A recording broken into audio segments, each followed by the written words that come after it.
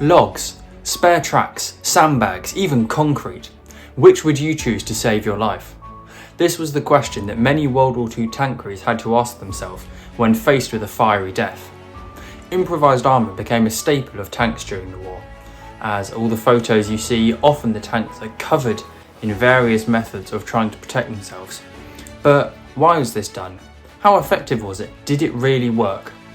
Let's have a look. Now, before we look at the different methods of upper armouring your tank, we need to understand why, and for that we're going to look at the weapons that tank crews are faced with. And they fall into three main categories: kinetic weapons, chemical weapons, and explosive weapons. Now, chemical weapons, the main one was the Panzerfaust, which was a recoilless anti-tank weapon that fired a high explosive anti-tank shaped charge warhead.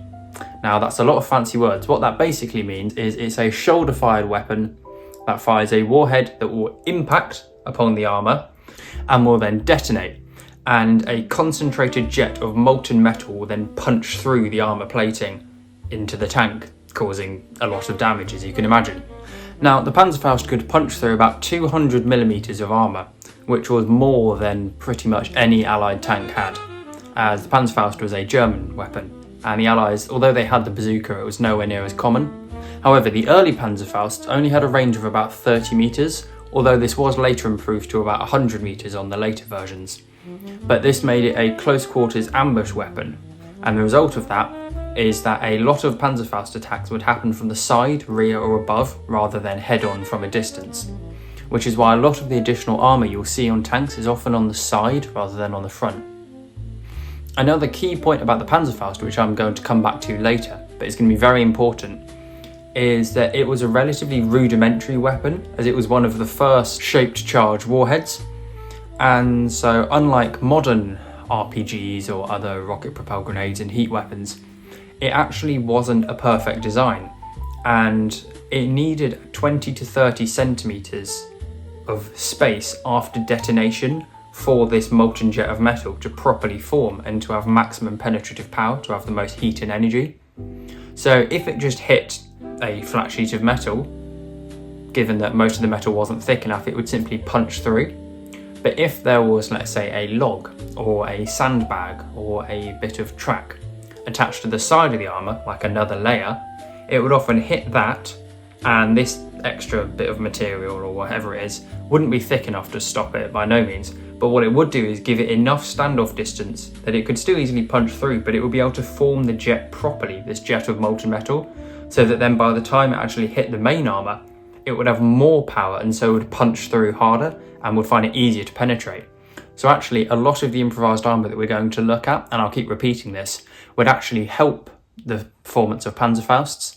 If there was a distance of about 75 centimetres, which is quite a distance to have from the tank armour, that would be enough to prematurely detonate the Panzerfaust, which is what a lot of the extra armour intended to do, which would mean the Panzerfaust would hit this mesh or this piece of armour that was a long way away from the main tank. It would hit that, explode, launch this jet of molten metal, but because it was so far away, by the time it hit the main tank armour, the actual jet would have dissipated, it would have lost a lot of its energy, and so it wouldn't be able to penetrate the tank armour. But unfortunately, most of the extra armour that crews applied, at least Allied crews, in response to the Panzerfaust, actually would have helped it. Now, the next type of weapon are kinetic weapons, which are essentially anti-tank guns, whether that's towed anti-tank guns or the type we find mounted on tanks. These fired armour-piercing shells of various types and relied on the sheer kinetic energy of said shell to just punch through the armour. And the third and final type is the explosive type. Now this can be anti-tank mines or magnetic mines, which troops would simply hold and stick to the side of a tank where it would attach because it's magnetic and then detonate, or satchel charges which can be thrown on top of it, or anti-tank grenades. Now this threat was far more acute in the Pacific theatre, but it did also exist in the Western Front and in Europe as well. Different types of makeshift armour. Track links. By far the most common method of up-armouring your tank. Track links were very available to tank crews, as obviously you needed spares with you in case your track broke. So tank crews took to welding them onto the tank, onto the front of Shermans and the sides, Churchill tanks. The Germans did it to most of their tanks as well. It was a very common modification. The hope was that it would provide about 20mm of soft steel, which the idea was it would be an extra bit of armour to stop, even if it couldn't stop many kinetic rounds, they hoped it could stop Panzerfausts. Now, this was a relatively cost-effective and weight-effective solution, and they were also very easy to come by, which was the main reason they were so common. Every tank crew had spare tracks. However, when we look at their performance, they weren't as good as you'd expect given how common they were. Now, if we have a flat piece of armour, for instance the side of a Sherman, and we cover it with these spare tracks, it will add 20mm of thin metal, which against a low caliber anti-tank gun might be enough to stop it. Against high caliber it's not really going to make much difference, and against Panzerfausts won't really do anything. However, if we have a sloped piece of armour, such as on the front of a Sherman, and we place tank tracks along that, it will actually work against the tank. Now the reason is a sloped tank armour is very hard tempered metal, and the anti-tank shell, this armour piercing round, is also very hard tempered metal. So the reason it's sloped is that it comes in and there's a good chance that it will simply ricochet off. It won't dig in and penetrate, it will just bounce, part of the design of the armour.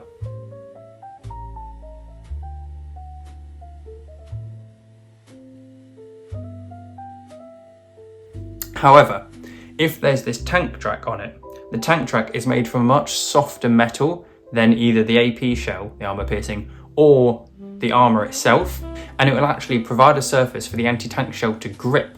The anti-tank shell will be able to bite, to dig in.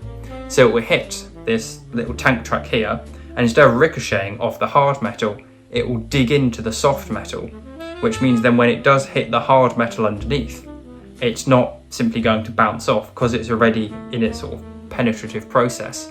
It will simply go through the armour, and often the trajectory was changed to be more head-on, so there was an even lower chance of it ricocheting.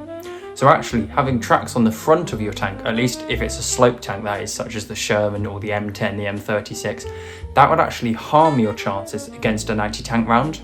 On the sides and flat surfaces they had a negligible use, but they were detrimental to the armour. But using them on the sloped front of a tank was actually, it would hurt your chances of surviving. Despite this, it was by far the most common modification that tank crews carried out, and can be seen on Churchills, Shermans, Panzer IVs, Panthers, Tigers. You get the picture. A lot of tanks carried out this modification. The next most common method was sandbags. Now, the hope here was that sand would be very good at stopping the chemical warheads such as the Panzerfaust, and scientifically this is true. Sand is better at stopping a chemical warhead than just a sheet of metal. However, you need a lot of sand to stop it. Now, the thing with the Panzerfaust was it could punch through the side of a Sherman with little to no problem. The amount of armour needed to stop a Panzerfaust was minimum 200mm, which very, very few tanks had that thick armour. For instance, the Churchill tank, which was the Allies' most heavily armoured tank, only had 152mm of armour at the front, and even that wasn't enough to stop the Panzerfaust. Now, sandbags could be put in specially made containers, simply draped on the tank, held down with wires. There were various ways of doing it. And the main problem with sandbags was the weight. A Sherman fully kitted out with sandbags, it would add an extra 3 tons to the tank, which, as you can imagine, the suspension wouldn't be too happy about. And it slowed the tanks down, and it made them wear out a lot quicker. The suspension, the transmission, the drivetrain, it would all wear down a lot quicker due to the extra weight. Now, how effective were they? This is quite a difficult question to answer. There are many commanders who claim that having these sandbags saved them from a Panzerfaust attack, that the Panzerfaust hit the sandbags and then failed to penetrate the armour. There was actually a trial carried out by the US where they took a Sherman covered in sandbags and they fired a Panzerfaust from the side, and it blew straight through the sandbags and through the armour and destroyed the inside of the tank. But they then tried firing it from the front, and possibly due to the fact it was sloped, this Panzerfaust, it detonated, it blew all the sandbags off the tank, but the armour remained intact, it didn't go through. And that could be due to this diagram here, which shows the possibility of a Panzerfaust, if it hits at a different angle, it could detonate not truly through the armour, but similar to the way an anti-tank shell could bounce off. The main force wouldn't be directed through the armour, it would be directed almost parallel to it, therefore negating its penetrative power. There was also a case of a Sherman also covered in sandbags, which was hit from the front by a German 75mm anti-tank gun, and the first shell didn't go through the Sherman, but it did knock all of the sandbags off the front of the tank, just the impact of the shell hitting the front of the tank, and a second shot in the same place then punched through. So this would suggest that actually the sandbags had stopped that first round, but the fact that they were all then blown off by the impact of it meant the second round could pass through. So it's inconclusive. There was also a tank commander called Radley Walters, who he and other crews would line the floor of their Shermans with sandbags, as the hull armour of a Sherman, especially on the bottom, was very thin, and it had a horrible tendency that when you went over an anti-tank mine, such as a telemine, the blast would just go straight up through the tank and send shrapnel into the crew compartment and kill everyone. So by lining the floor with sandbags, it would absorb a lot of this impact and stop the shrapnel coming through, and according to him, the method worked really well, and tanks would go over mines, tank would be immobilised, but the crew would survive. So, did sandbags work? It's hard to say. There are a lot of people that argue they did, a lot argue they didn't. The biggest problem was just the weight. And another problem as well was that especially sandbags attached to the turret ring, if they were ever shot by a bullet, which in a war zone quite likely to happen, they'd start leaking sand, which would pour in every little nook and cranny. It would fill the engine, it would get in the turret ball bearings, it would jam everything. And as I mentioned, the main problem was simply just the weight. It made them really heavy, really sluggish vehicles, but they do seem to have been somewhat effective at stopping both anti-tank rounds and stopping Panzerfausts. Logs. Another really common one was logs. Now, a lot of tanks carried logs not as armour, but as a way to get themselves out of the mud.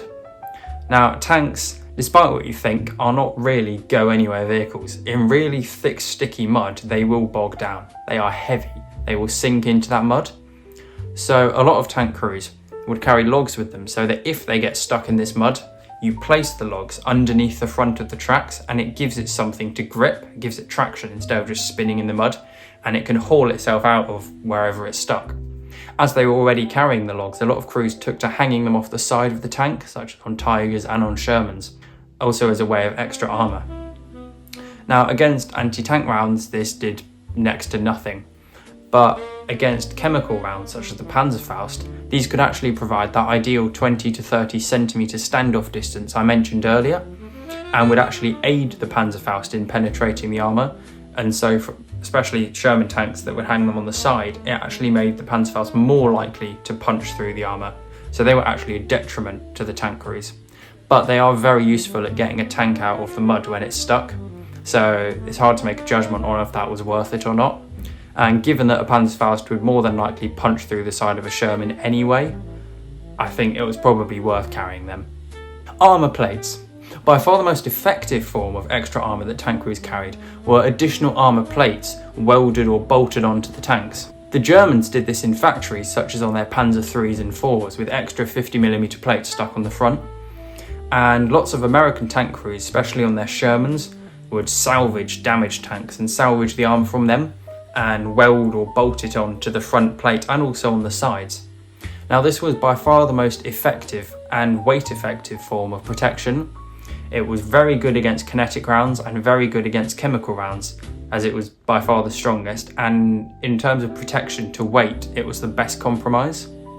And General Patton, who famously was against most improvised armour techniques, was very in favour of this extra armour that was simply welded on, because it was effective, but it didn't slow the tanks down too much. And probably the most famous example was the Super Pershing that was in Europe at the time, had a lot of extra armour welded on. Some of it was simple boiler plates, but they also salvaged the front plate of a Panther tank and welded it onto the tank, which I think is quite cool. It's a tank wearing the dead skin of its enemy. Concrete. One of the weirder ways that Allied tank crews and German tank crews improved their armour was to add concrete to their tanks.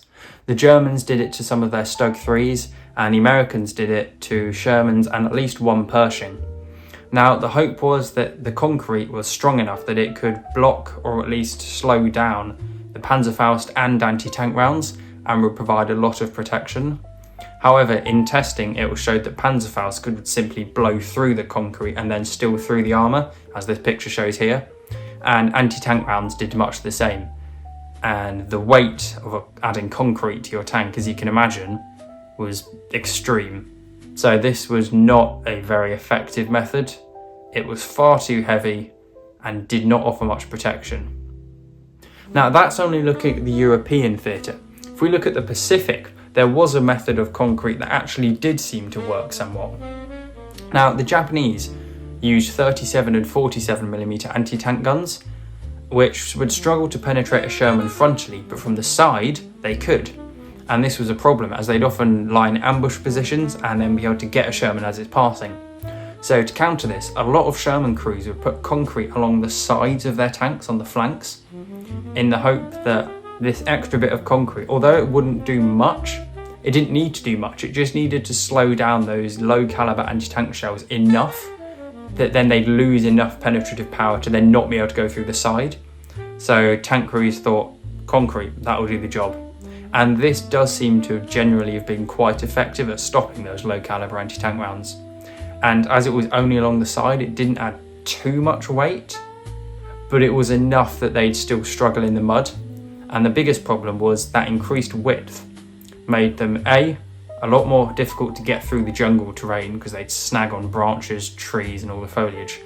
And also, if you're trying to then move your tanks if you finished on Okinawa and you want to go to Iwo Jima or to another island, putting them back on the landing craft when they're suddenly 1 or 2 feet wider suddenly becomes a challenge, and packing them in the way that they arrived, you can't do that anymore. So overall, concrete was not a very effective method of adding armour to your tank. Nails and spikes. Looking like something straight out of Mad Max, a lot of Sherman crews in the Pacific would add nails or upturned nails and spikes attached to the top and upper surfaces of their tank. And this was only done in the Pacific theatre because the real danger was Japanese anti-tank teams swarming tanks and literally climbing on the tank, pulling open hatches, throwing in grenades. So to stop them doing this, especially around the hatches and on exposed upper surfaces, nails and spikes were welded on. Now, although this would work at discouraging people from climbing on your tank, it had 2 major downsides. The first is that any grenades, or chiefly satchel charges, that were thrown on top of the tank, instead of simply rolling off, the satchel charges would snag and the grenades would get caught in the nails and they'd trap them there, which is a problem in itself. But most of those nails and spikes were located on the hatches, which were by far the weakest point on the upper surface. So all they did essentially was take that explosive, which could have just rolled off, and make sure it ends up on the weakest point, which, as you can imagine, was not brilliant. And the other key problem is, if the tank was then immobilised or damaged and the crew needed to bail out, a quick bailout became very difficult if all the upper surfaces are covered in spikes. So although this would discourage, although not completely stop, Japanese anti-tank teams from crawling over your tank, it came with a number of downsides. Wooden planks. Similar to the concrete used on the side of Shermans, they also initially used wooden planks, and later sometimes wooden planks and concrete. Now these were at first used to deter anti-tank mines, or handheld anti-tank mines, that the Japanese and the Germans could stick to the side of the tank and then it would blow up and destroy the tank. So to counter that, the Americans would lay planks of wood along the side of their Shermans, which obviously wood isn't magnetic, solves that problem. But they also found, against those 37 and 47mm anti-tank guns, because they could only just penetrate the side of a Sherman, you didn't need much extra armour.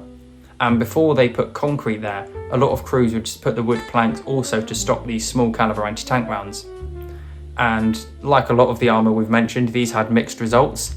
There are some photos showing tanks which survived those 47mm anti-tank rounds, arguably because of the wood planks, but there were also cases of Shermans where they didn't hold up and the round punched through and destroyed the tank. So it's hard to say whether they were effective or not. As with a lot of these things, it does seem to be some cases they were, some cases they weren't. But given that this didn't increase the profile of the tank, was pretty cheap and didn't increase the weight by anything noticeable, I'd argue this was a very effective way of modernising your tank or updating your tank. Side skirts. Chiefly a German invention, the German side skirts, or Schützen, were put on the side of tanks such as the Panther, Panzer IV and III, and the Stugs, Jagdpanzer IV, the list goes on. A lot of German vehicles would have this.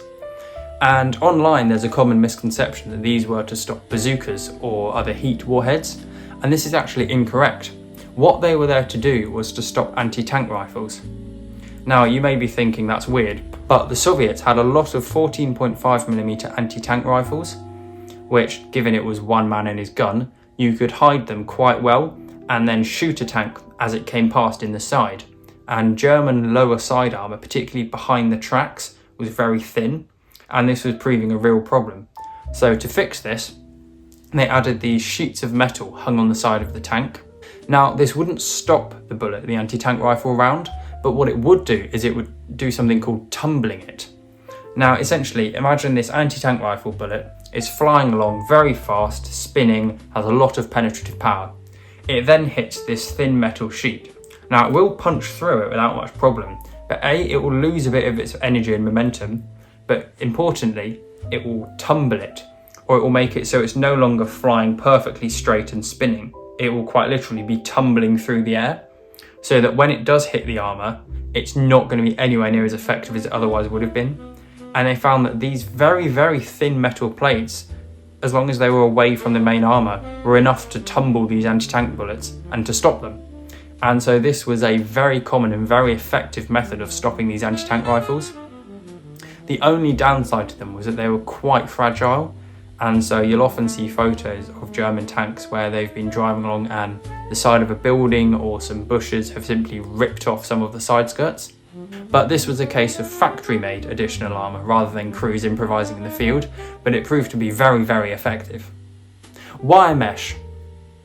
Later in the war, the Germans also made wire mesh side skirts, which did the exact same job as the solid steel ones, but saved weight, as it was found as long as the mesh was fine enough, it would do the exact same thing and it would tumble these rifle bullets. The Allies also worked on wire mesh as a method of stopping Panzerfausts. The British trialled it on some Churchill tanks, but it was found that due to the relatively small distance these screens were from the vehicle, they often actually aided the Panzerfaust. Again, it's that perfect 20 to 30 centimetre standoff distance that I mentioned earlier. The Panzerfaust would hit the wire mesh, it would activate, and by the time that molten jet hit the main armour of the tank, it had its most energy, it had its maximum energy, and it would just punch straight through. So this was not a successful trial, and it was never rolled out. The Allies also tested it on some Shermans, which again the Panzerfaust punched through, but they also trialled trying to make wire mesh almost like a net, soft enough and flexible enough that it could catch the Panzerfaust instead of detonating it early. But this, although there's a photo here of it being successfully done, it wasn't easy to replicate, and predictably it was never really rolled out and it wasn't used commonly. The other use of wire mesh was in the Pacific, where, similar to the nails and spikes on top of hatches, often small wire mesh chicken coops were put on top of the hatches to stop grenades landing on them and to make the grenades roll off, and to make it harder for you to just pull the hatch open and throw a grenade in. And they were also used on the upper engine deck. There was often a large or angled sheet of chicken wire, which would mean grenades or any satchel charges or explosives would explode above the engine deck, not on it. And normally that was enough that then the armour of the engine deck, which was quite thin, could withstand that explosion from a distance. And although it would probably destroy that chicken wire, it was enough that it would save the tank from being immobilised. Bed frames. Bed frames is the nickname used for the wire mesh that the Soviets used, mainly in the Battle of Berlin. On their T-34-85s and on their IS-2 tanks, they attached these sheets of wire mesh onto the sides of the turret and the hull, and these were to stop Panzerfausts, as during the Battle of Berlin, which was very heavy urban fighting, the majority of Soviet tanks were destroyed by ambushes by Panzerfausts, mainly from the side, as there were very few tanks or dedicated anti-tank guns left in Berlin, but Panzerfausts were everywhere. And so this was a way to try and stop the Panzerfausts from being able to destroy all of their tanks by making them detonate prematurely. Now, as to their effectiveness, a bit like the wire mesh earlier, it was a bit hit and miss. We don't really know. There are cases of them saving the tank from the Panzerfausts, but there's also suspicion that they would have given the perfect detonation distance. It seems that they were effective at stopping the early Panzerfaust 30s by causing them to prematurely detonate, but the later Panzerfaust 60 and 100, which by the Battle of Berlin would be the more common variants, it would be the perfect distance for them to detonate and then punch through the armour, so they actually make the tank armour worse by having these bed frames or metal screens. Overall effectiveness. Now, some of these methods of improving your tank's armour were actually very effective. For instance, the wood screens to stop magnetic mines in low caliber anti-tank guns, and adding just sheets of new armour welded on. However, a lot of them did nothing and it could actually hinder the armour's performance. But the main advantage and the reason that so many tank crews did this and were allowed to do this by their commanders was due to morale. As crews, even if it wasn't actually making a difference, it made the crews feel safer. It made them feel more confident. They'd be more willing to drive around that corner in their tank to charge across the open field if their tank was covered in sandbags or spare track links or logs or even concrete. They felt that then they were safer and they'd have more confidence. And in war, morale is one of the most important things you can have, and it cannot be overstated just how important morale is. And so, despite the fact that by the end of the war, but even by 1944, a lot of scientists had done tests and concluded the results that I've told you about how tank tracks could actually harm the performance of your armour against anti-tank rounds, etc, etc. And it would put all of this strain on the transmission, on the suspension, on the gearbox, and it would mean the tank would wear out faster and was slower. Despite all of that, generally, if we ignore pattern, commanders allowed their crews to do that because they appreciated that the morale was more important. If all of their tank crews were too scared to actually go out and fight properly, then it doesn't matter even if their tanks are slightly more well armoured. But if we take morale out of the question, a lot of these improvised armour methods were not particularly effective. As we've said, a lot of them would actually be to the detriment of the armour of the tank and the crew inside, and would help anti-tank rounds and Panzerfausts. They'd actually aid their penetration of the tank, which obviously was a big problem. But some of them were effective. But at the end of the day, it really came down to morale and the fact that the crews believed it would help. And if they believed it would help, they'd be more willing to actually fight the war, which was the most important thing. Hence why, especially by the end of the war, pretty much every tank you see won't be factory made. It will be covered in its own bits of additional armour and stowage, camo netting, tracks, concrete, logs, metal plating, etc. So to conclude, this improvised armour, although sometimes effective, was generally not really worth the weight and the strain it would put on the tank. But the boost in morale that it would give was an undeniable advantage and outweighed the negatives, hence why it was allowed to happen and why so many crews did it. Thank you very much for watching. Please like and subscribe and leave a comment telling me what you think. And share this video with anyone you think would find it interesting. Thank you. Goodbye.